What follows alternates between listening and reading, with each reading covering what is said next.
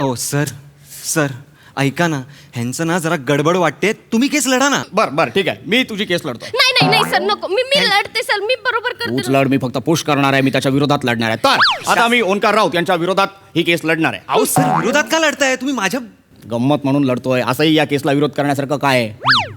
खरं तर ही केस तू आणि तो सरकारी कर्मचारी या दोघांना समोर बोलून अरे सॉल्व्ह करा रे अशी आहे. पण कसं आहे, मला माझ्या पिलासाठी हे करावं लागेल. पिल्लास? नीट सांगतो. प्राणी असतो की नाही, प्राणी तो जेव्हा शिकार करतो तेव्हा ती शिकार जिवंत असतानाच तो पिल्लांच्या पुढ्यात टाकतो. का? का? बछड्यांसाठी. मग एक पिल्लू इथून फाडतं, दुसरा इथून फाडतं, त्यांना कळत नाही काय करायचं. प्राणी बराच वेळ बघतो आणि त्याच्यानंतर तो त्यांना सांगतो, अरे नरड्याकडून दाबा रे, कुल्याकडून कशाला फाडताय. मी माझ्या पिल्लासाठी तेच करतोय.